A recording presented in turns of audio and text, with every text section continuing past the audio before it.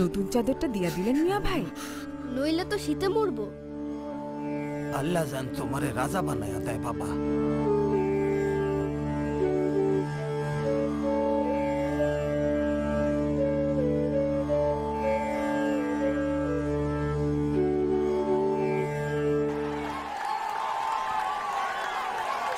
মিনিটের খেলা শেষে অফিসার্স ক্লাব এগিয়ে আছে 1-0 গোলে।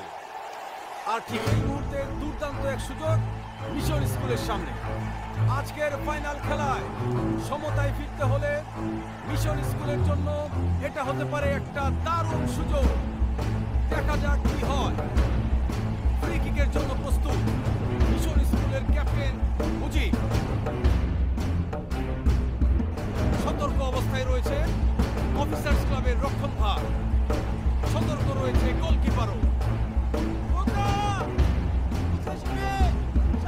দর্শকদের মাঝে চরম উত্তেজনা বিরাজ করছে।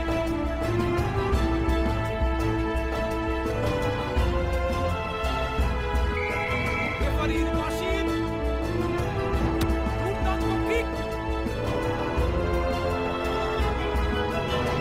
কিন্তু না, পাখির মতো উড়ে বলটাকে সোজা গোলপোস্টের উপর দিয়ে উঠিয়ে দিয়েছে। আরো একবার হতাশ হতে হলো মিশন স্কুলকে। এটা কোনো কথাই হতে পারে না।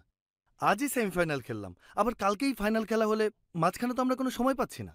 হ্যাঁ, অফিসার্স ক্লাব 3 দিন সময় পেয়েছে, আর আমরা? আমাদের কথা কে ভাবে? এমনিতেই ওদের দলে কিছু হায়ার করা প্লেয়ার আছে, সব মিলিয়ে ওরা দারুণ ফিট।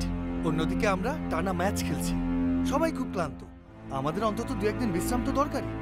আমি তো শুনলাম অফিসার্স ক্লাব আমাদেরকে পাত্তাই দিচ্ছে না, বলে বেড়াচ্ছে কোথাকার মিশন স্কুল, এর জন্য আবার একদিন বেশি অপেক্ষা করতে হবে। সেটা মাঠে গেলেই দেখা যাবে, কিন্তু একদিন আগে আমরা ফাইনাল খেলতে রাজি হব না। চলো আমরা গিয়ে কথা বলবো।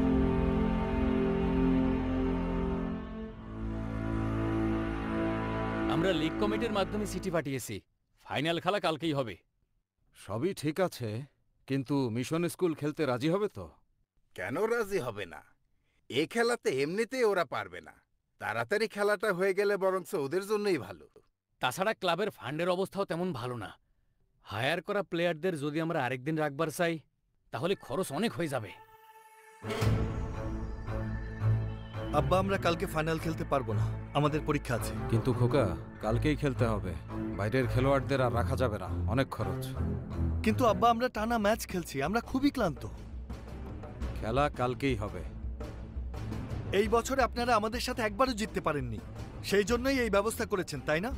যাতে আপনারা সহজেই জিততে পারেন। সেটা মাঠেই দেখা যাবে। যাই বলেন, আমরা খেলবো না। চাচা, আপনি কিছু বলছেন না কেন?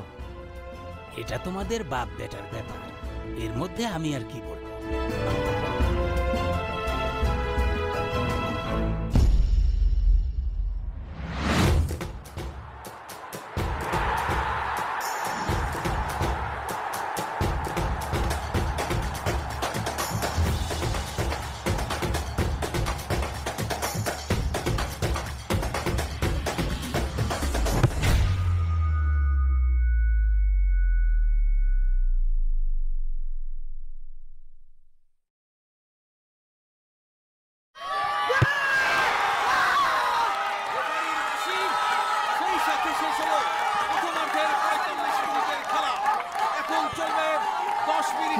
ব্যথা কি বেশি পেয়েছিস?